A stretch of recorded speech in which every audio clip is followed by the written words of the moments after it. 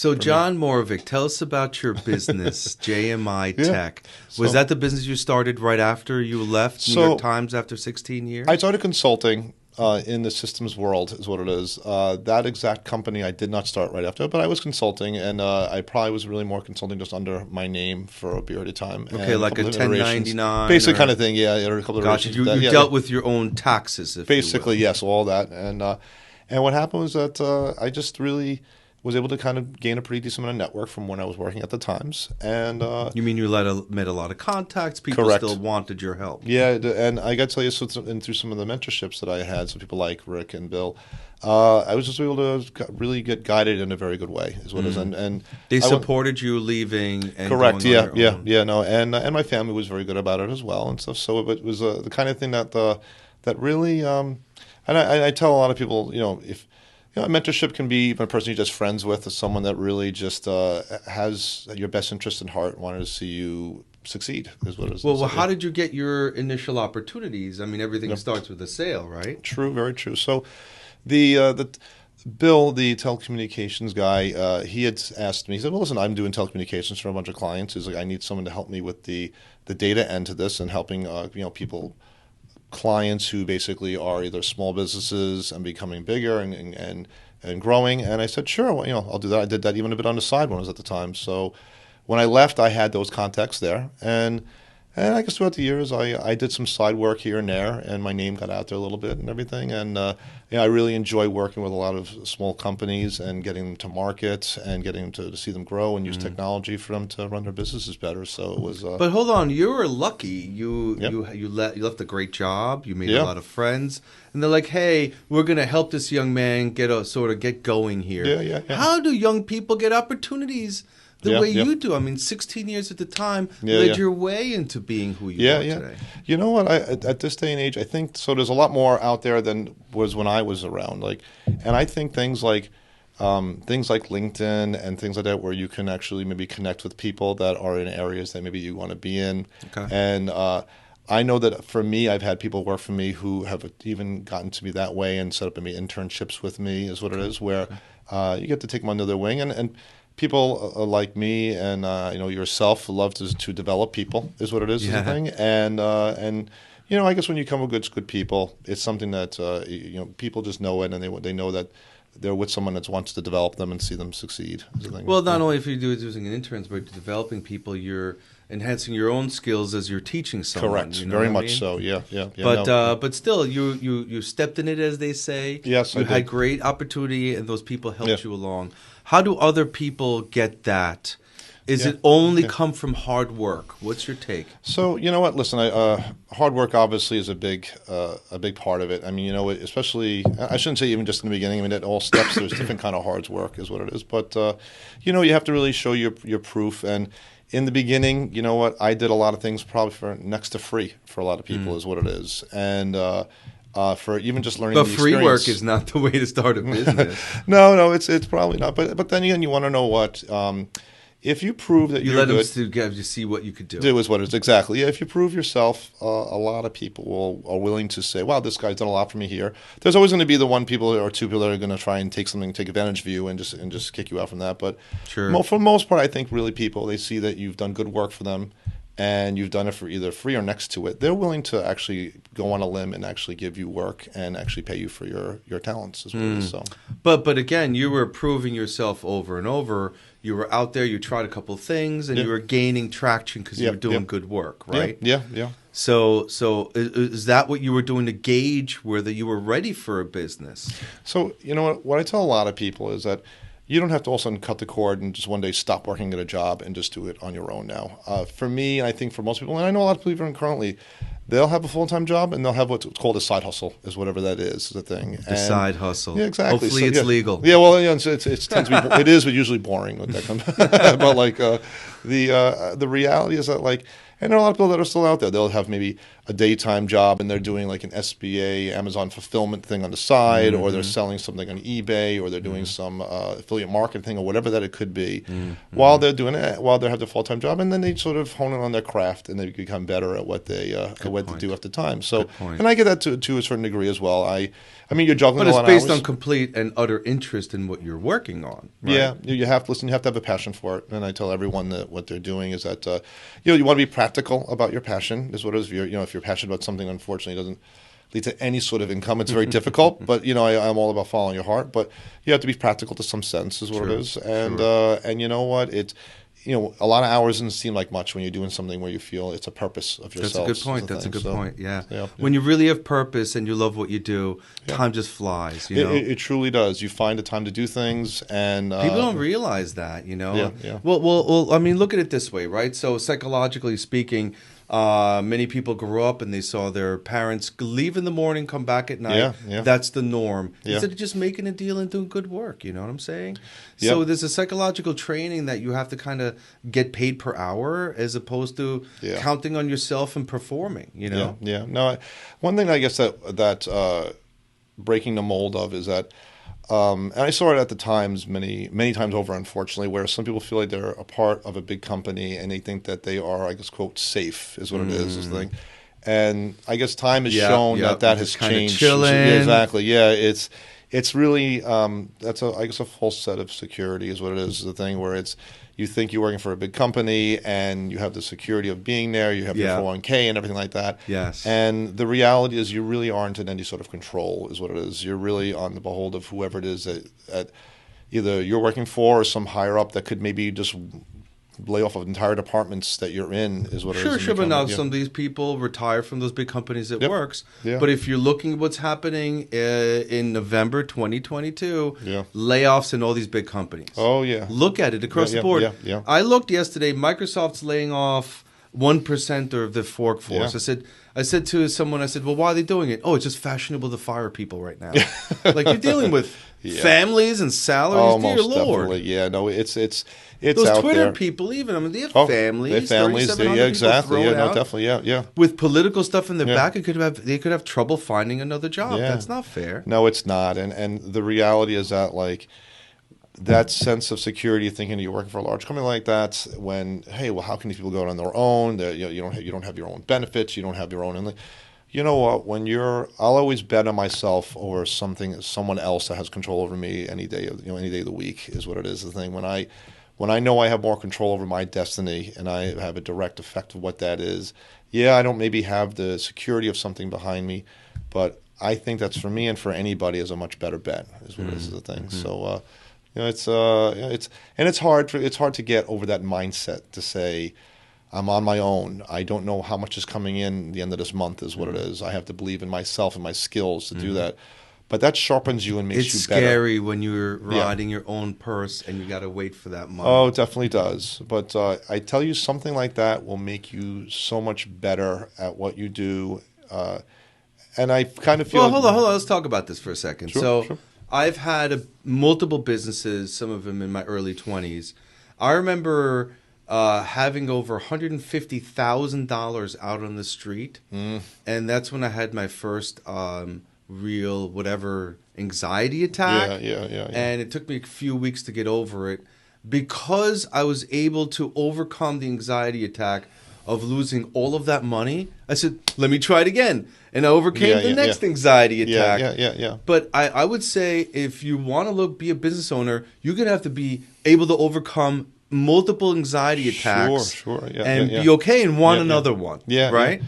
You know what? I mean, I've heard people say that being a business owner or entrepreneur is probably the best self-help that you will ever in your life is because you find out a lot about who you are. You find out a lot about the things that you need to improve about yourself, and then you double down on the things you're good at is what it is, right? Is the thing. So how did you deal with it when all of a sudden you're overextended and you're like, well, wait a minute. I could be working for somebody and sleep at night. Yeah, no, and listen, we all have our moments, and I think we maybe even will have them to this day where it's like, wow, if I was to quantify all the time that I put into my business, and if I was to say I was doing that with a job, is what it is, I wouldn't nearly be having to struggle as much in the time that I'm doing work for, is what it is. But And listen, I've definitely had that where it's when COVID happened, that was a big hit for me and a lot of clients that I work with. Really, really. You were affected negatively by COVID? Yeah, because a lot of clients, we've done a lot of work with a lot of aviation clients, and as you know, most, especially international airlines, were all grounded. Is what it is. The thing. So that was a big deal. Is the thing. So, true, man. And everything of that happened pretty much almost overnight. And within 1 week, everything shut down. Is what it is. And you do a lot of work at the airport. Yeah, exactly. Airlines. Yeah, sure. And a lot of other companies, but we at that time especially we did a lot of that. And the thing was that there was no planes. There was any international planes were all grounded for the most part, other than for I guess was essential materials. No one was flying to anywhere else outside of the country. Even domestic was barely anything as well. Now, you had contract holders that were holding back, or they weren't coming to the office? How did it play out for you? Well, I had all of my staff was very good about being there for whenever I needed them. Of course, I wanted to be as accommodating to however they felt comfortable about doing work, is what it is. You're very flexible around their needs. Listen, you know what? It's the kind of thing that the people that work with me are people who are basically almost just like family to me at this point, was what it is, because like we were saying, people know when you're real with them or something to the fact that you care about them, obviously, is the thing. So, but you create a small family in your office. Exactly. Yeah, that's exactly what it is the thing. So that's very interesting. I just want to say that I'm a business owner because I don't have the ability of having a boss. I know a lot of people say that. I remember. Not that I'm combative, but I always challenged my employers and felt I could do it better than them. And somewhat because I'm so annoying and over the top and everything, I just had to do it myself, man. Yeah. And thank God I found the partner who's just like me. Yeah, that's fantastic, right? Yeah. I mean, one thing that's, and working with a bunch of clients as well, is like, eventually, a lot of them will make me offers to say, "Why don't you be either the CTO or CIO of our company?" And sometimes it's a very tempting offer, is what it is. But I started thinking about it. I've now been doing this too long on my own. Is the thing now. It's all of a sudden have to really change gears for it. And listen, there are certain instances where maybe that would make sense, but it just hasn't been one for me as of yet. Is the thing. So no, hold on. I make a great employee because I was. An employee for 8 years when we met while I was at the government, and I was a fabulous employee. So I can play the part. And I think you have to know both parts. You have to be an employee, which you were, and then bring the best of that to your shop. Exactly. And it's one thing. It's one thing that's hard. It's hard to step into an entrepreneurship role in something that you don't know very little about. Is what it is. The thing, and not having. Did you have a lot of money when you started? Oh, no, not at all. How much money did you have in your bank account when you started? Oh, wow. I'm, probably just enough to float me over for maybe 2 months or so, or 3 months of paying Everybody my bills. Thinks you need big money. I started my business with $2,000 in the 90s. Something so I could probably even, I definitely say I didn't see or remember having much money in there at all. Did you need an office? Not at all. No, I worked. Even to this day, we work mainly out of the clients' offices and helping them with their space is what it is. Did you need a secretary? Not at all. Nothing at all. What were the essential things you needed to start a business? At that time, probably, especially having a cell phone is what it is. I mean, look, the phones you have now, with phones now, you could run pretty much a company off of it. Is what it is. The thing, it's a phone just to contact people, email just to have, and maybe potentially creating your own domain. Even though I've seen people just using Google is what it is for email for things. And you know what you needed? Customers. Yeah, well, that definitely you needed. Yeah. How'd you get what you needed early?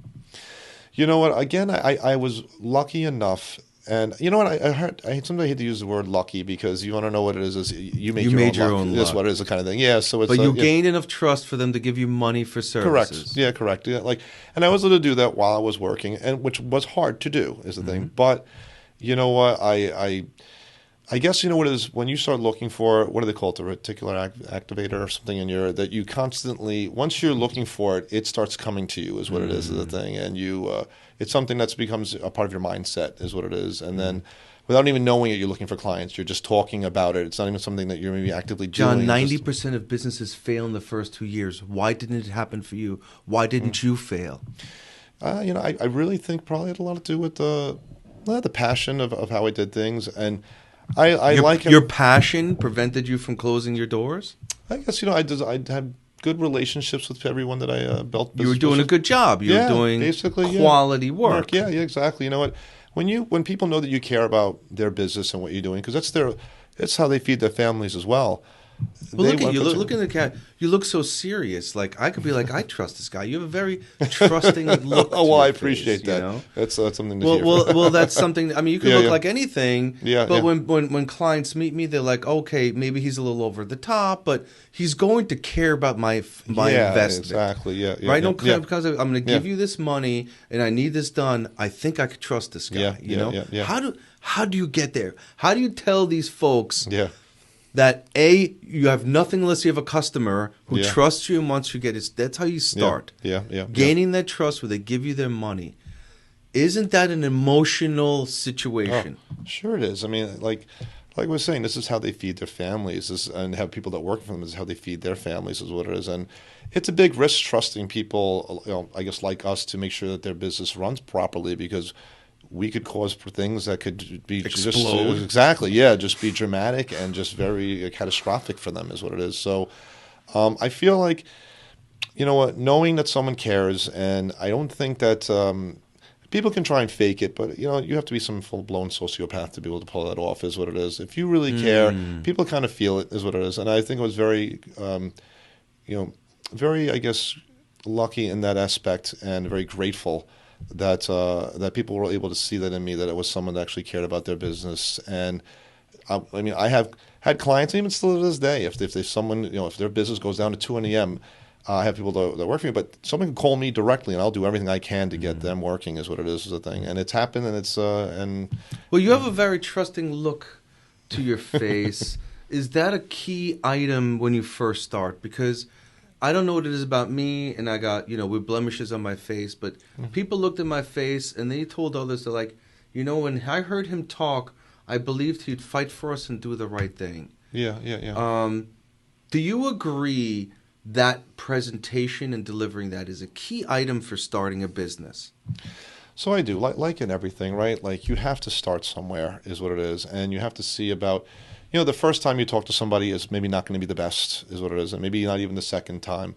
But eventually you start the to way learn. you act. Yeah, exactly. You start in basically ways that you communicate, start to build the skills of creating rapport with people, is what it is the thing. And, again. Are you an actor? Are you acting like an actor? Well, you know what? I think that everyone's playing a role to a degree, is what it is. And you have to convey a series of.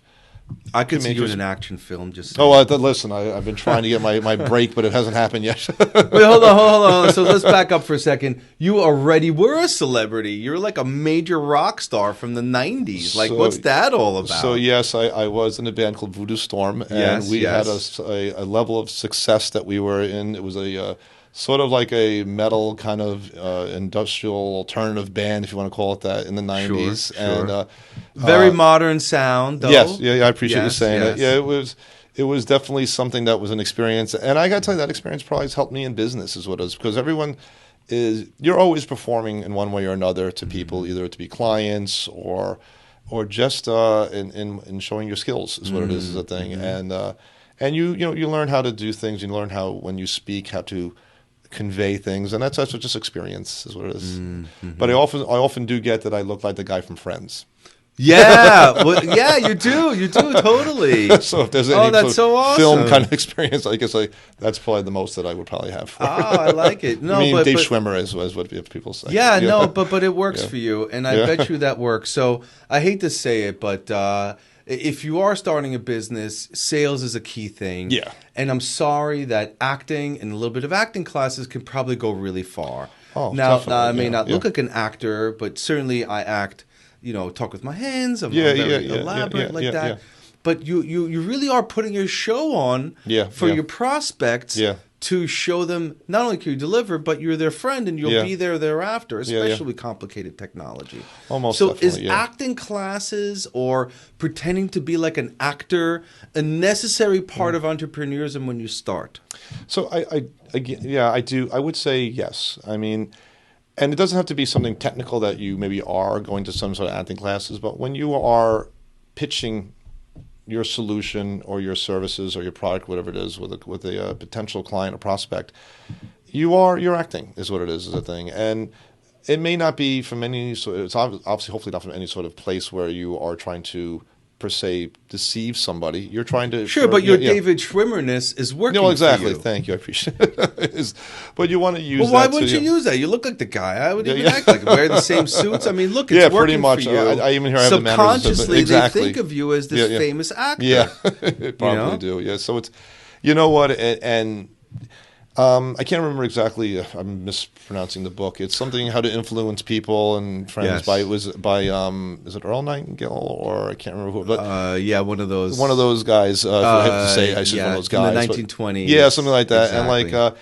And that book really talked more about actually the ability of just creating relationships and being a giving person, a person that actually is genuine, more than like sales techniques or anything like that. And I don't really think that you have to just read that book, but it just applying those kind of qualities to your life is something that people pick up on. They just do. And again, you always run into someone that's going to be a snake that's trying to take advantage of you. But those people you probably don't want to be long-term business with anyway. It can even, however, how much money you think you can make from them.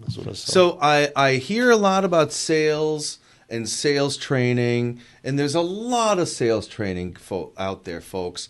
And I hate to throw it in people's faces because I don't want to take any money off all of these sales coaches and wonderful trainings that are out there. Yeah. But if you want the Ed Nutella Cybermasters Cliff Notes, and I think you'll agree with me, sell something by offering a service and getting paid for it. Watch an actor who you think you look like and steal their lines. Literally pretend you're that actor and say those words in those words, and people will subliminally think of you. Because think about that actor was hired by $1 million A&R guys who chose them to act this way on stage. Steal the freaking lines and mannerisms, right? Yeah. So your David Schwimmer stuff is working for me, you know? For me, it was, the Charles Grodin effect, Whatever. The whole point is that idea works. Oh, definitely. Like, I remember back in a lifetime ago when I was doing music, I used to study classical music. And I remember there was an old saying that composers came up with that good composers steal music from others, and good composers borrow, great composers steal is what it is. And it's taking something and making your own is what it is. And but listen, again, everyone has something new that they bring or something different they bring to the marketplace, and they certain people can affect a certain customers a certain way where maybe I couldn't is what it is. And that's a good space for them. So as many as there are different people, as many as there are different type of relationships that you can have. And but you had the confidence to go on. Does sort of, not to harp on this too much, but acting like someone else overcome the confidence of how they're looking at you? Yeah, I can see that, because if anything, there's a place to start is what it is, right? And I don't know if I love that thing, but that fake it till you make it kind of thing, where it's you're maybe playing the part of something that you want to be, that maybe you think of something as a part of you that is authentic, but you need to kind of act out more is what it is, because you don't want to be acting something that you're not as a thing. So it's like because then it.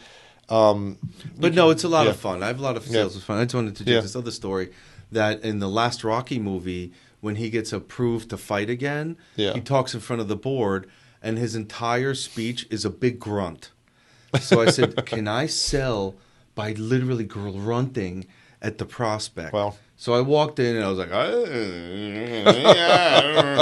doing my old Sylvester Stallone. It fucking worked, man. Did it really? Yes, of course it does. You know what? I that's one thing that I guess that you're pointing out to is people subliminally just really just make connections that then maybe not just obviously not aware they're doing is what it is a thing, and like if you're looking at 10 IT guys, they're going to choose the guy they feel some kind of connection to. Oh, most definitely. And because you look like the dude from Friends, I would choose you, bro.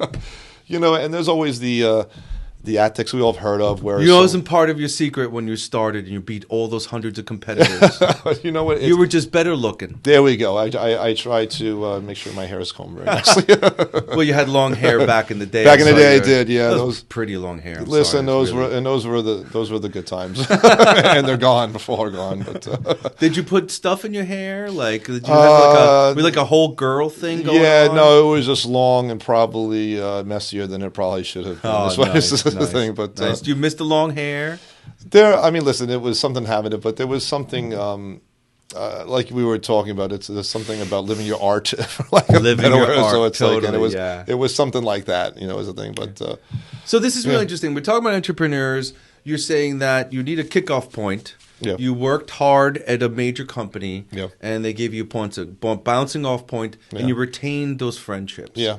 And then you sort of kept going, and you found your niche, and then you had the confidence and found the right people to jump in and give it a try. Yeah, most definitely. It's Why are 90% of people failing at that? You know what?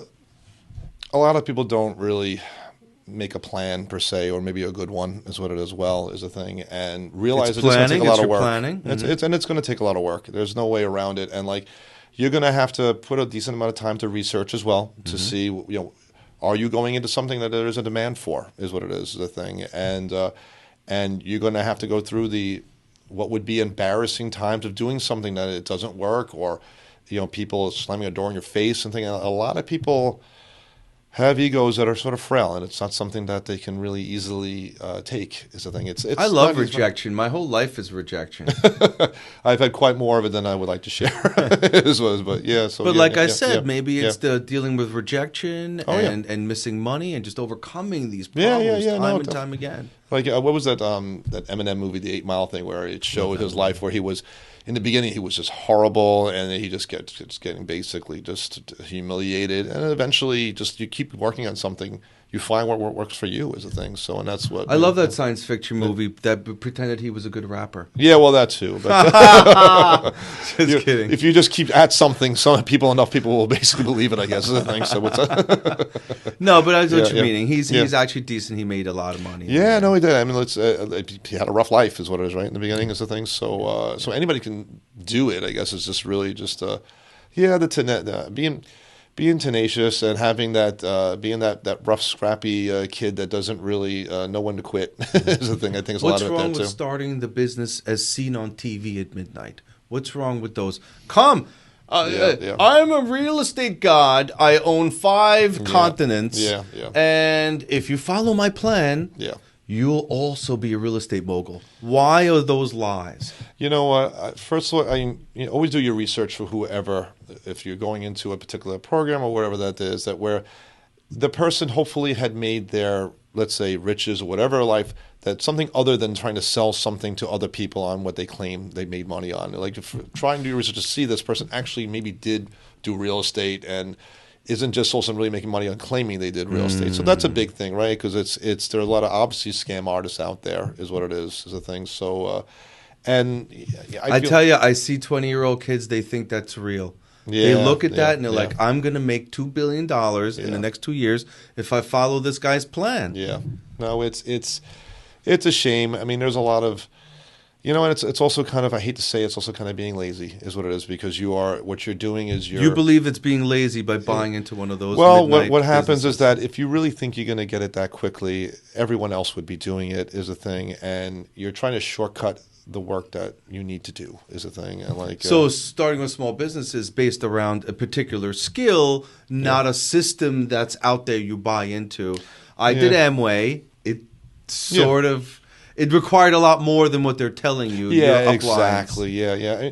I guess, listen, a lot of systems can work is what it is. You have to obviously pick a good one. I mean, Amway is a big product. It's been around for a long time is what it is. The thing. I know it's done a couple of iterations. It's went into, I can't remember what's the last thing that it's kind of morphed into. Quicksilver. There you go. Quicksilver is what it is. So And for some people, it works, is what it is, right? But I do think they sell. But it works because they have a upline Yeah. where they're applying the business that they've created and their upline Correct. into this system. Yeah. You can't start Amway and not know anyone. It's Exactly. much harder. They're plugging that into a system that works. Yeah, it works already. Amway would work for me and you, and we'd go to our hundreds of clients and talk to them about it in some way. Exactly. No, and then it's unfortunate because they sell it that way, that anyone could just get into it and just from scratch make this whole thing, and they're sort of pyramid system kind of thing where you're under somebody and and then you have people under you and whatever that is thing. So it's a shame, but that's unfortunate. That's how they make a big part of their money, is by getting people roped in that way, is a thing.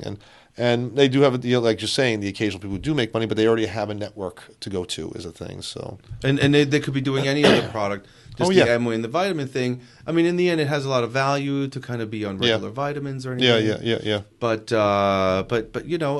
it's hard to be on that kind of system. There's still legwork to be done. Oh, most definitely. It's it's.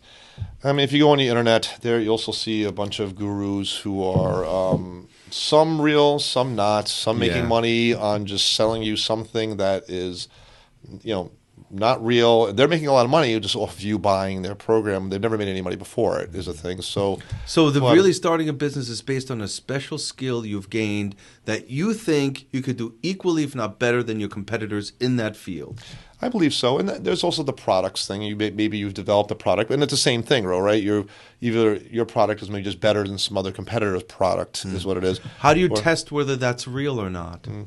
You know what? In the product thing, I think it's harder, is what it is. Like, but in your service, how do you know you're doing it better than everybody else? Yeah, I feel like that's one of those things that you've got to do a ton of research to see what the competition is doing. Are you just overly confident about yourself because you're so good looking? Oh, well. I think that there is.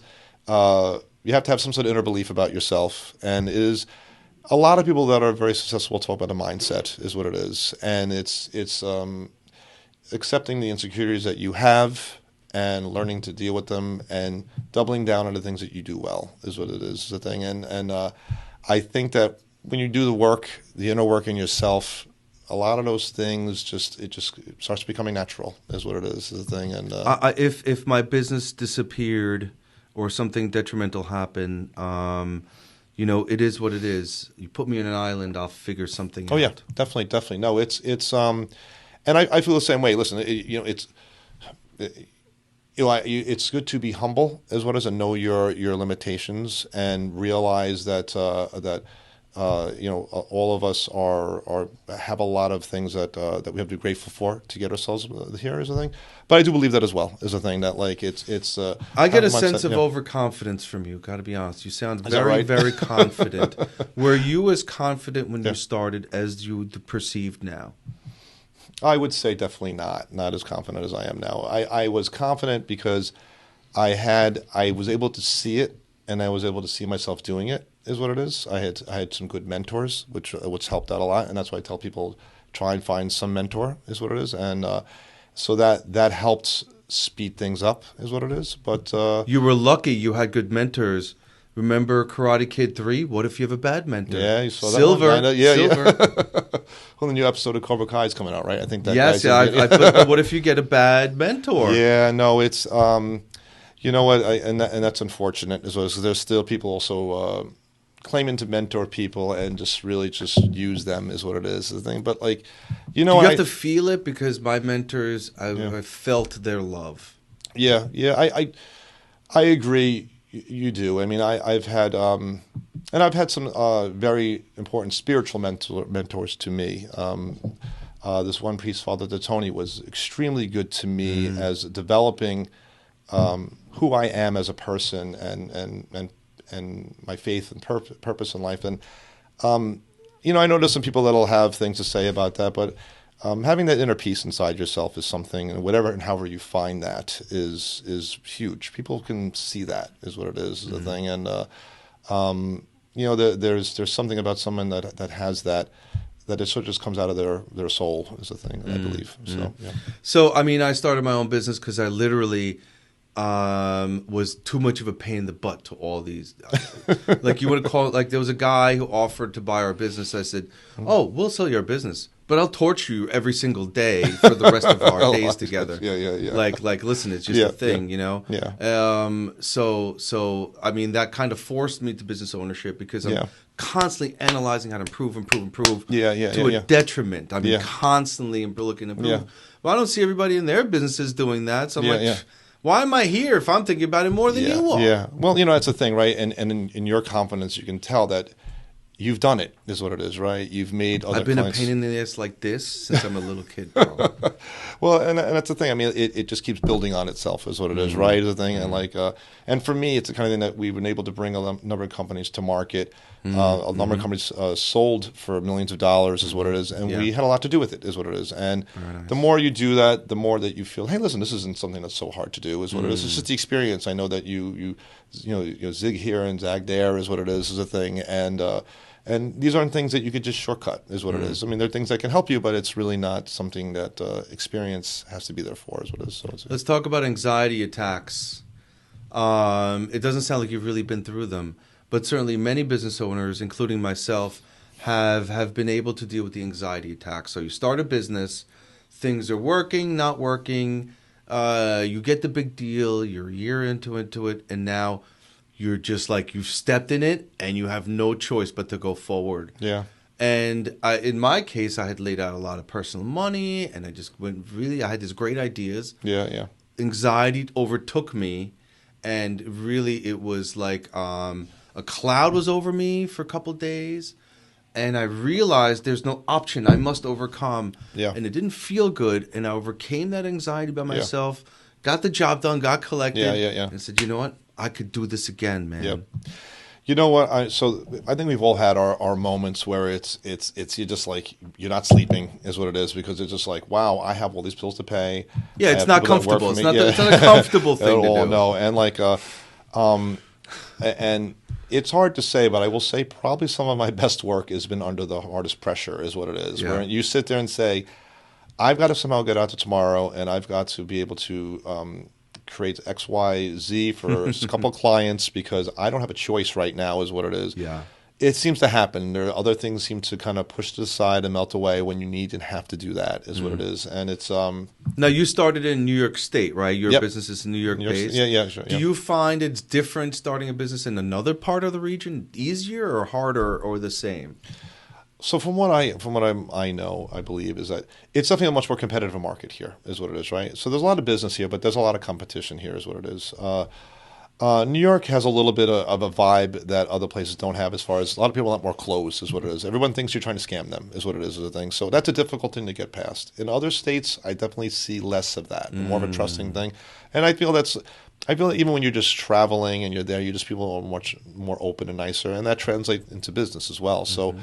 You know what? I mean, I would say it's more difficult here, is what it is. I just would. I mean, even though there's more business, I just feel that the people who are so closed and feel that they have to be protective is not something as I feel as much here, or I feel just much more here than any other place, is what it is. So, what about yourself? What do you think? Interesting. I'm not really sure. I think about it a lot. You know, which way it is. So in New York, you have a county-based government. Louisiana, you have something called the parish-based government, a French-based government. And the laws are slightly different at how you operate and get things going. But I find it easier. So there's two schools of thought. I find it easier to jump into a mature market and find your place, like you and I did. Yeah. I find it harder to jump into a market that's not there yet. Okay. And I guess my whole life I've done that. I've jumped into a mature market and found my place and expanded outward. Yeah. You know, and beat my competition by doing it just slightly better. Yeah.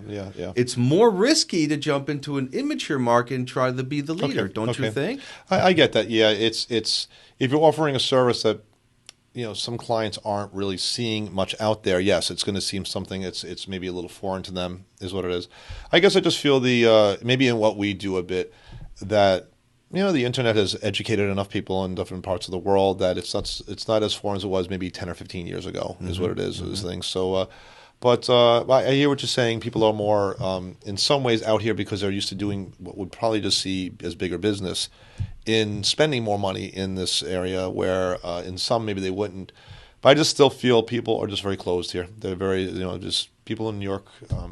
There's a bitterness around them. But you and I overcame that. Yeah. And I will agree with you by saying that, and I think you're saying this, that you need to be confident and be able to sell if you're going to start anything. Oh, definitely. Yeah, you have to if have. If you can't sell, yeah. or you think salesmen are sleazy people, forget it. You don't belong as a business owner. No. You know what? I totally agree. You have to be able to have the ability to build rapport with people, and that's how you sell is a thing. You know, listen, everyone's come to the used cars salesman a lot, and you know that slimy person is coming up to you, and they just could care less about you. They just want to sell is a thing, and I feel that you know what? Obviously, you don't have to be that. Is a thing, and it's something that. So we're sales guys. Yeah, exactly. I'm a little sleazy, I guess. Oh, not at all. But no. I mean, as salespeople, we're solution providers. They come talk to us. We're comprehensive. Yeah. I don't really sell. We talk about technology, and then something pops out of it. If I can help them. You know. Oh, definitely. Same here. It's really it's about offering solutions and really making it a conversation, and not that you shouldn't ask for the sale, because that is if you don't do that, then you're not showing confidence in what you do and what your product or solution is. But it's not something that you're just starting with and you're just trying to ram it down somebody's throat. You're trying to have a conversation with them and build, I guess, rapport, like I was saying, and showing. What do you say at the end there, waiting for the sale? What approach do you take? I'm going to talk about, hey, I'm asking for the sale approach. Yeah. What's yours? Well, you know what? I mean, I tend to usually say, well, listen, we offer X, Y, and Z solutions is what it is. We can do anything. We can do things in streamlining your business, making things more automated. And listen, I would love to have your business is what it is. And it's something that I think we could grow together as partners is what it is the thing. Because I really have them view us as being a partner with them is what it is. And it really, because it is the truth. It's just the way it is. It's something that people will say, well, this guy's a partner with me. He's really actually trying to make it grow, because the more I grow, then he grows. And that's how it's been for all our clients is the thing. So I completely agree with that. And I do the same thing. But so it comes down to, let's say, the last 2 minutes. Oh, yeah. Let's say the final, the final 120 seconds, right? Yeah. So you and the prospect have a rapport. It's ready to go, right? The estimate's been talked about. You're ready to go. He's smiling. You're smiling. Do you begin to justify yourself again? Or this is what I do? Yeah. Because the sale's been made. Yeah, you could always. All he has to say is send me the invoice. Some people kill their sale, man. Yeah, you could always just basically oversell and just talk yourself out of something. Is what Happens more often than not. It does. Yeah, you know what? Sometimes people have a hard time stopping.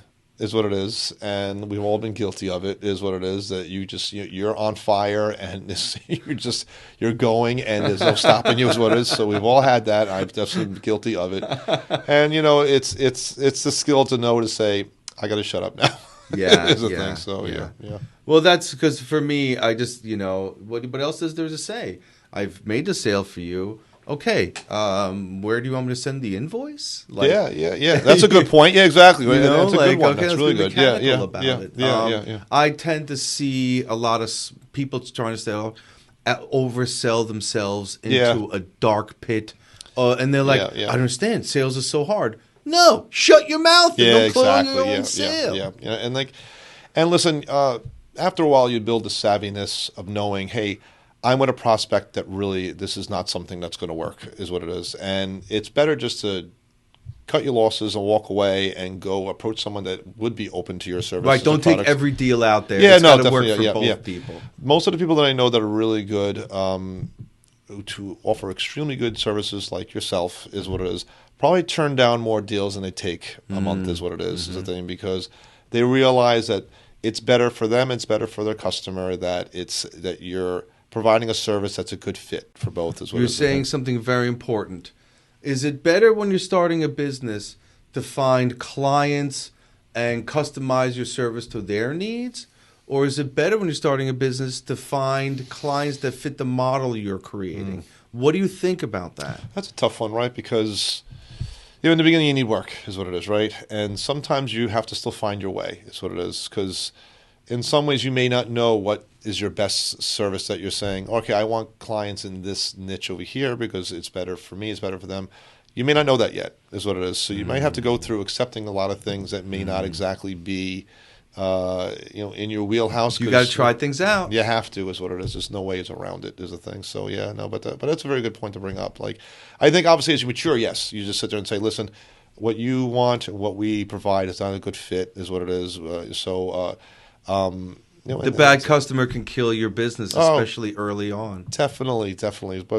But in the beginning, listen, we all I've seen a lot of businesses take business that they took money that they would have never taken later on. It's a thing. So yeah, it's an unfortunate I guess casualty of maybe doing business that way. But yeah. we're at a maturity point for one of our companies where we want to serve the best solution possible, and we have found that finding clients to fit into our cookie cutter almost guarantees success. Yes. And if we interview them during discovery and they really don't see that angle, then they're never going to be truly happy getting our solution. Yeah. You have to find the customer that fits your model the best. Otherwise, it'll never be a true fit. It'll all be retro fit, if you will. Totally agree. And it's something that's and sometimes it's a hard conversation, right? Like I had when I was at the New York Times, I was part of a team that we were implementing a large ERP program called SAP, is what it is, right? Boy. And and it's a strange program where they built the software to sit there and say, listen, you may do business this way, but you have to fit your business to our software because then you'll be doing business better, is what it is. And you say, well, wait a second, I've grown this business doing this like this. And their sales pitch is like, well, if it doesn't work within our software, then your business is not only cannot work on the software, but you're probably not doing business the right way, is what it is. And so it's trying to also, if you want to say gingerly, telling some clients, hey, listen, we find that doing things this way for what you're doing in this area over here actually would be more productive and would be something that would be better business for you. To sell them on that is what it is the thing, because a lot of times maybe the fit is the problem is because they are just doing things in an effective way is the thing. So standardization is weird. And again, to bring it up, we're in an unlicensed industry. So an 11-year-old could set up a whole network. They could get hacked and all their stuff stolen, and there's no recourse whatsoever. So, there's 10 ways to do things in our industry. Oh, most definitely, How does a business owner, let's say you're a technician, you want to start your own business. How do they convince that business owner to give them a try? What do you imagine? You're a brand new business owner today. You're a technician for 14 years. And now you want to break out. What would you say to that technician out there? You know what? I mean, you have to start by, I think starting with projects is the thing is good. Is like you find a prospective client and you say, hey, listen, I'm just going to throw it. Let's say you want to move all your email to Office 365 in the cloud is what it is, right? I could show you how we can do this, and you could access files from anywhere. You could use SharePoint or OneDrive from this. And, if in showing you how this project has basically made your life much better, then they were more likely to entrust you with other parts of their business is what it is. And the thing is, like we're saying in the beginning, there are certain things you might have to offer for free, or is what it is, or maybe at some sort of cost, or however that is, to get that proof is a thing. And it's not easy in the beginning, but nothing really worthwhile is a thing. So that's one thing I would probably say to do. I know there's a lot of ways. There are a lot of people. Do you have a sales quota? You know what? I mean, we bring in a certain amount every month. Do you have a quota for yourself for sales? I probably do not, and that's a metric that I probably should, is what it is. Hold on. Half of my business has a sales quota, me and my accounting. But the technical people, they don't. And it's a rule in our business that the technical solution takes lead over everything else. Sure, yeah. Because we're not chasing a sales quota, I feel confident we have the ability of delivering the right solution. It's better sometimes to have a vendor who doesn't have that sales quota. Listen, you know what it is that, like, there are times where, hey, listen, you want to keep obviously selling. Of course, you and you're staying in business while you don't have a sales quota. Yeah, exactly. You have to do that, of course. But the thing is that, like, you want to make sure that you're giving good quality, is what it is, for your existing customers, is the thing. And don't let the sales quota override that. Exactly is what it is, because you know what it is that or charge more for your business or something. Yeah, because that's a slippery slope that people start picking up on really easily, that all you care is just about selling them more software, selling them more hardware, and it becomes something that the quality of the service that you're providing is hurting. We already have our vendors doing that to our customers. Microsoft, Cisco. Yeah. You don't want to add to that if you want. Oh, definitely. No, it's you know what I believe that we offer and you offer is a very white glove service for these clients, to show them that it's we're really doing things to help you grow, is what it is the thing. And if you are just in a mindset of selling, you're not going to come across that way or care enough about that to do. How do prospects during an interview know you're the quality guy and they're chasing a sales quota? How do prospects know this? You know what? At this point, and it takes a while, right? You start to build a reputation, is what it is. You start getting referrals from people and who probably are respectable people, that if they refer you, the other person knows I'm dealing with someone that's real, is what it is. And we've been very blessed to have that type of thing happen a lot, is what it is. But it's been a lot of hard work to get there. It's building that reputation and growing and building on top of your reputation. Oh, most definitely. It's definitely, it's when it's coming from people that do business well and ethically do things, and you come up with that referral there, people the door is open already, is what it is. They're almost at a point where, I've gotten a referral from Bill over here, is what it is. I mean, you know what? He's a great guy. He's done great things for us. For him to mention your name, it's got to mean something, is what it is. And and then the reality is, then you're able to build that relationship, and there's more of a genuine thing that's there. So, yes. But it takes time. It takes time, is what it is. You can, like everything in life, it's anything that comes fast is going to go very fast away, is the thing. So it takes time to pull it together. The other thing I want to say is, if you're really good at sales and you know what you're doing, you can kill it as an employee and not have to worry about any of this management shit, right? Some employees who are great, they don't need to worry about this. It might be a better life.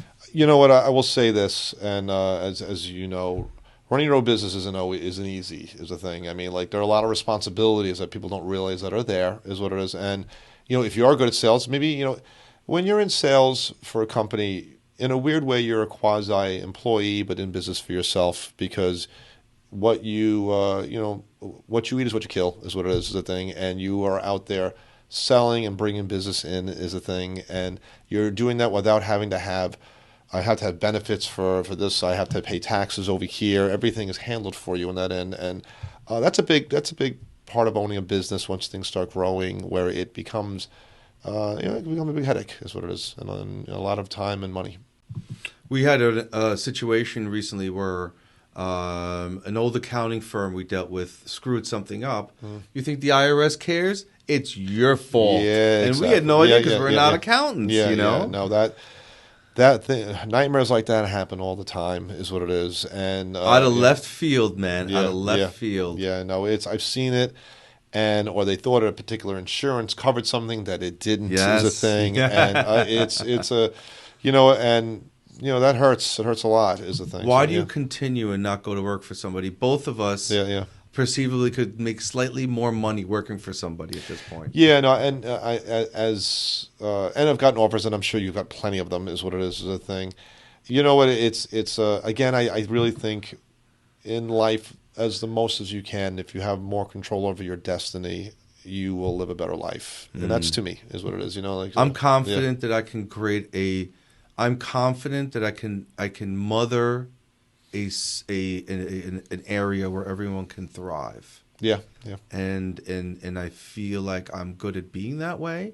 I'm a little silly and weird, but I enjoy it, and I'm glad people thrive from it. I believe I can mother a situation of a location where everybody thrives and everyone wins. And maybe it sounds a little egotistical. I don't feel egotistical. I feel pride in being able to do that. And it's not simple. Yeah. No, listen, I mean, when you have done the work and you have done all the experience and research for it. It's not egotistical. You've done it. You have the confidence in yourself because of the skills people you've made. think it's mad egotistical, bro. No, I think that listen, it's different when it's like, hey, listen, I'm amazing at basketball when it's something that you play maybe once every other month or something like that. That's that's insane. That's is what it is. egotistic, Yeah, but when you're a proven person as something that you've put the work in is what it is. It's just the truth is the thing. So and that comes out. As people realize that it's something that's it's got to be real is the thing. So yeah. Well, let's wrap this up. I want to leave the audience with the thought that it's it takes quite a bit of things to get started. Yeah. It doesn't take money. No. It takes a little bit of money. It takes financial stability where you can think freely. It takes leaving a good legacy behind at a job where you were an employee. Yep. It takes friends who care about you and your future. Yeah. It takes risk to give things a shot. Yeah. Where you think you're good, but you may not be good. Yeah. It takes self-reflection. Yeah. It takes a buildup of finances. Yeah. To do big projects and go to the next level. Yeah. And that's when you hit these scary moments where you could be out of money or hit an IRS problem or something unexpected happens. Yeah. And it's all on your shoulders. Yep. So basically, if you're willing to be a cowboy, give it a shot. Yeah. No, I totally agree. You know what? Again, there are the pitfalls, and there are the It takes a lot to do it. You have to be confident in who you are and the relationships that you have to go into this is what it is. The thing. But as a technology business owner, you're an accountant, you're an HR expert, all of these other things that make you a business owner. Yeah. Besides the tech part. Oh yeah, no, it does. So many different aspects of it. But I got to tell you, when there's a saying that I remember reading and hearing that it was chase excellence to the things you want, chase you is what it is. And when you become really good at something that the market really demands, doors open, things happen is what it is. And maybe, hey, listen, I don't know how to do accounting, but you're so good at something, then you get an accountant is what it is. You don't mess with something that you're not good at is what it is. You were good enough to get to a point to go to the next level. Yeah, exactly. So you kind of have to be a generalist and know all this stuff at the beginning. Yeah. You definitely do because there's in the beginning, you're not going to have money to pay an accountant to do this, someone to do your advertising here, or something. But so you have to have enough in there. But eventually, you really hone in on your craft, and it comes around. Is what it's for sure. Yeah. Well, thank you for joining our show. Sure, thanks for having me. We're going to end it here. Sure. And I'd like to have you back and talk a little bit more about this. I would love to. I find young people are really not sure where to start. I talked to a number of kids today, and they have these ideas. One of them is taking real estate courses and trying these things out. You and I have seen those real estate courses since the 3 a.m. Channel 2 stuff in the 90s. And of course, it can work for some. And you can be really good, but it's quite mature. And I just want to say you're entering a market today where your interest rates are above 7%. Exactly. So I think that's going to have an effect on the whole thing for a couple of years. Sure it will, And while the big people may have left that industry and there's some room for the smaller people, it's you're not seeing the full effect of what could happen in that industry. Oh yeah, what if people that I know in real estate, they are banking on a pretty decent crash that's going to be coming around. Correct. Is it true or not? But it's going to be very volatile, and I don't know if people that go into that might be hurt, or maybe not. Maybe this is a great opportunity to get into it and to make something is what it is. But doing your research, realizing that just buying a course from someone on TV who claims to have made this is maybe not exactly the way to go. Do your research on that person and stuff. So I just wanted you to look into that camera for 1 second and say the most unfortunate part. You're going to start a business. You're going to have to be a computer person. You're going to have to know how to operate Office. Yes. You're going to have to learn about password management. Don't expect to not be a computer person and have a successful business. Oh, this day and age, it's impossible. There's no paper or pen and paper anymore. There's no taking. I'm not good at computers. Then don't be a business owner. Yeah. Don't be a lot of things is what it is. Yeah. Thanks, everybody. Good night. Thank you, Ed.